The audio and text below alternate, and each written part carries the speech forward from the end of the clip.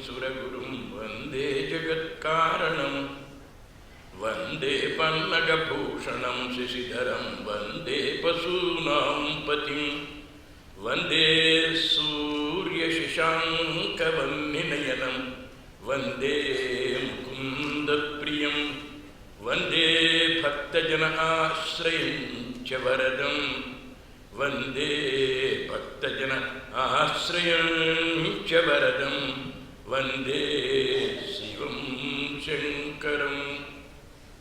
Friends, life is a bundle of experiences. There is no moment when we do not have an experience. Eating is an experience. Sleeping is an experience. Love is an experience. Fighting is an experience. Speaking is an experience. Listening is an experience. Always we are engaged in experiences.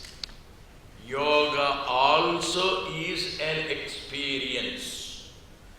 But the difference between ordinary experiences and yoga experiences is, in yoga, we raise from lower experience to higher experience. It is an unfolding experience. It is an elevating experience. It is an evolving experience. From the lowest physical experiences, we rise to the psychological experiences. From the psychological experiences, we rise to the intellectual experiences.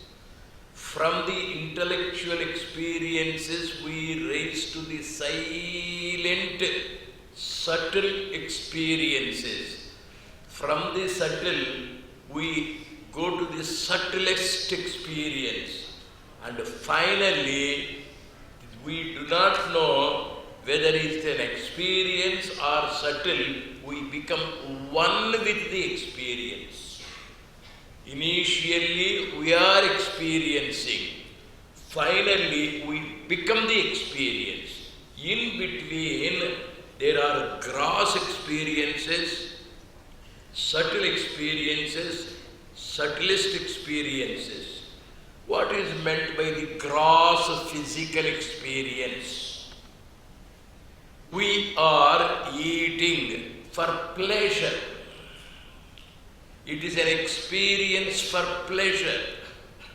And then we touch something sweet, soft. It's an experience. We listen to some song. It is a sweet, melodious experience. We feel the fragrance of a flower. It is a subtle experience, physical. With the ears we listen. With the nose we feel the fragrance. With the sense of touch we enjoy the softness. And with the tongue we enjoy the sweetness. When we are doing it, the physical experiences also are from gross to the subtle. For example, I am walking.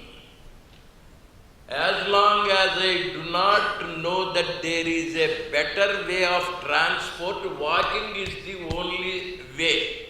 I walk. One day, a friend came. He gave me a bicycle. Taught me how to ride a bicycle. I climbed up, started riding. I enjoyed the better experience, greater experience, softer experience, speedy experience. Then I feel, what a fool I was. All these days I was walking. Now how easy, comfortable it is to pedal. After some time, another friend came. You idiot, how long do you ride the bicycle from Majestic to the Prashanti Kutir, I will give you a scooter two-wheeler, you need not pedal at all. The seat is soft, the speed is more, there is no strain. And very quickly, I came from the station to Prashanti, walking, gross experience, bicycle, subtle experience. From there, I came by the two-wheeler. Now, after riding 4 days or 4 months the two-wheeler, somebody asks me to go by the bicycle. I don't like. Somebody asks you to walk the distance. I will not walk. Because when there is no better alternative, this is good. When you find the better alternative, you won't come back. After riding the two-wheeler scooter, somebody gave me a car. Oh, more beautiful, most comfortable, highly enjoyable. I was walking, I was riding the bicycle, I was riding the scooter. Now this is comfortable. But unfortunately it is a jeep. Somebody gave me the imported foreign car. Wonderful. Cushion. Excellent. And then somebody gave me, why waste of time? You just get into the helicopter. Within 2 minutes you are in Prashanti. From the gross to the subtle we go. Same is the case with the eating. Country food, raw food, hard food, and then we come to jaggery sweet, and then we come to sugar sweet, and then we come to soft, sweet, round, juicy, most white, most attractive, rasgulla. Then do you come to jaggery again? Do you come to the lower one again? Similarly, at the physical level, we evolve, we rise. Yoga is to experience the gross and then to the subtle. These physical experiences from the gross to the subtle are called pleasures in English. All of us want pleasure. The pleasure of eating the best food, the pleasure of listening to the most melodious music, the pleasure of feeling the wonderful, softest fragrance, touching the most cushion-like objects everywhere, from the gross to the subtle, at the physical level we want, and all those are called pleasures in English. One day I am eating rasgulla, and then suddenly my mobile rang. My daughter from UK called me. Daddy, I met with a very serious accident. My life is in danger. I am being rushed to the hospital. Do you enjoy the rasgulla's sweetness? The pleasure of the body you do not like anymore. You do not need anymore. You do not experience anymore. Immediately my mind is tensed. How is my daughter? Where is she? How is she? From the physical pleasure, you go to the mental plane. The other news, let us say, the same daughter called me again, and Daddy, today Queen Elizabeth is giving me a special award for coming first in the medical college. I jumped. I am suffering from typhoid. I am in the bed. But the message has come from abroad that she has got the highest award. I forget the fever. I forget the bodily pain. I forget everything. I jump up. From the physical pleasures which are gross to subtle, we raise to the psychic pleasures, mental pleasures, subtle pleasures, love and hate. Hatred is not a pleasure. Love is a pleasure, but it is not called pleasure in English, it's called enjoyment. We have the physical pleasures. From the physical pleasures, we come to the emotional enjoyment. When my girlfriend smiles with a rose in her hand, forget the food.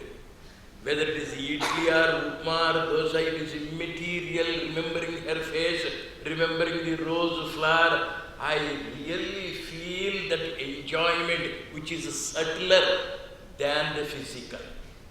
From the physical experience, again we raise to the emotional. In the emotional, again cross to the subtle. And then I go to the intellectual happiness. Scientists, thinkers, philosophers, mathematicians, they do not know the physical pleasures at all. Ramanujam, mathematician Ramanujam, was an expert mathematician.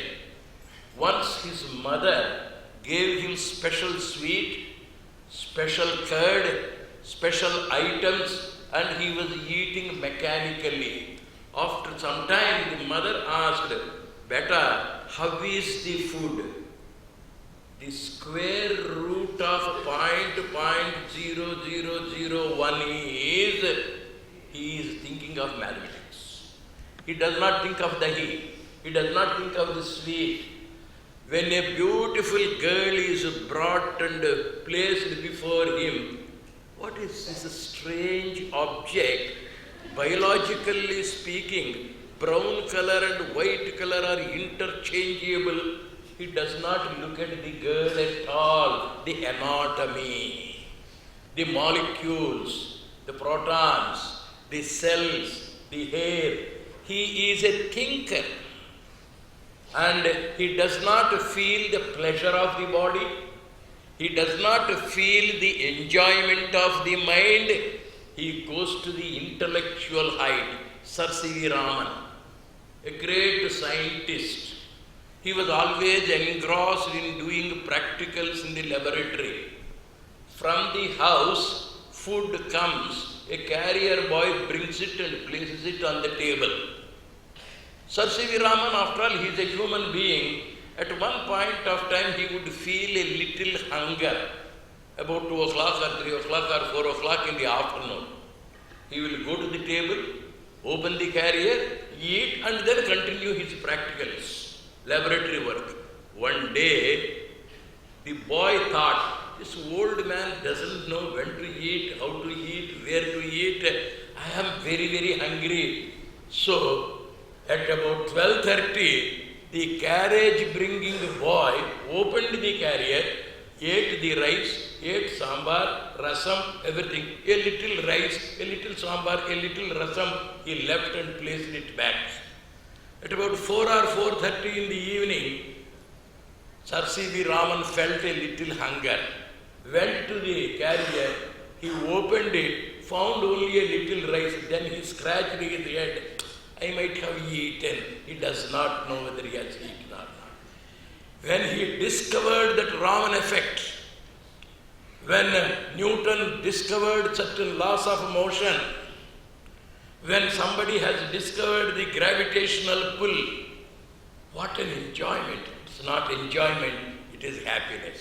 So levels you see, physical pleasure, emotional enjoyment, intellectual happiness.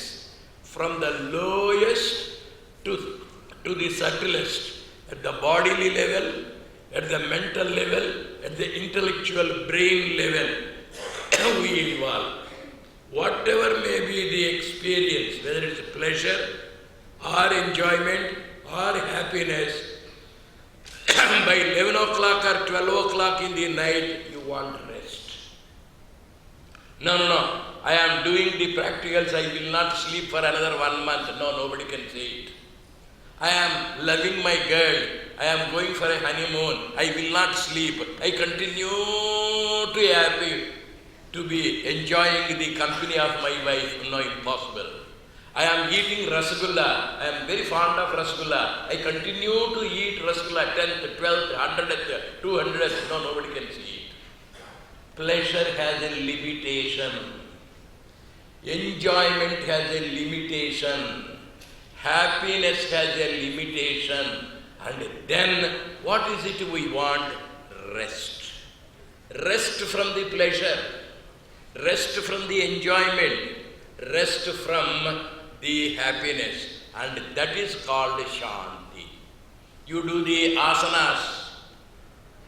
This asana, that asana, this asana, that asana, breathing in, breathing out, everything. Last, Shanti asana. Sukha asana.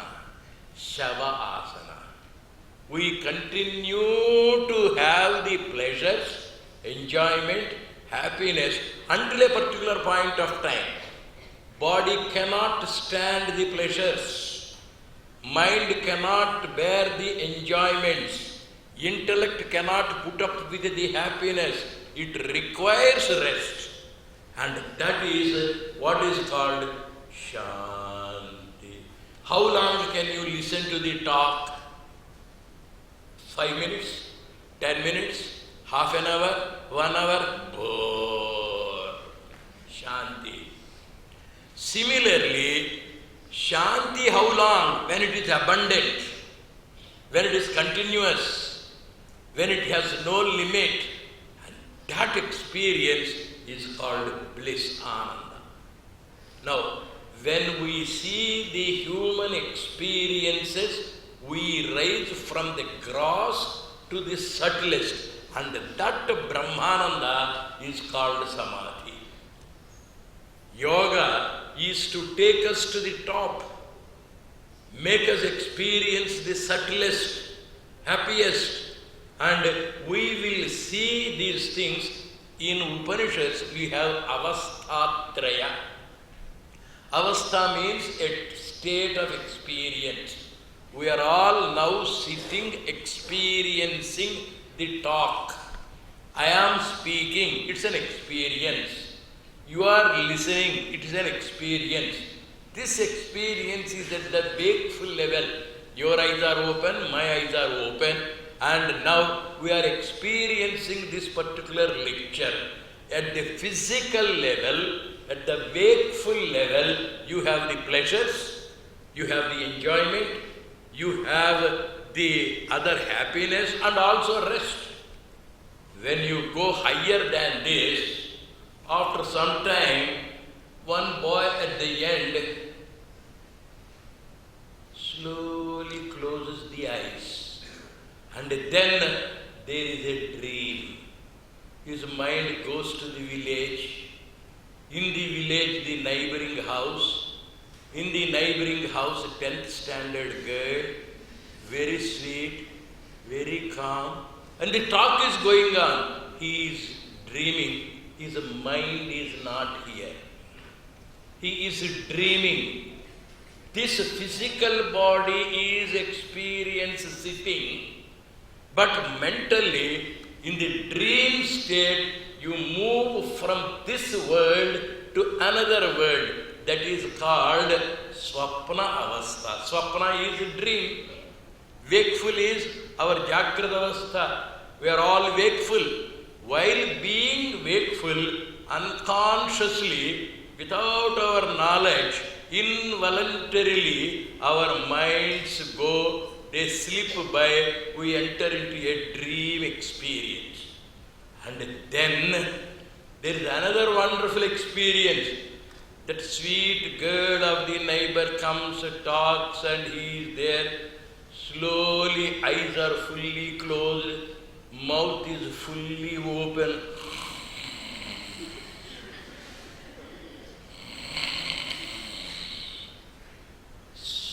Nidravastha, Jagrata Avastha, Swapna Avastha, Sushupti Avastha. We rise from the physical wakeful state to the physical dream subtle state, from the dream to the Sushupti.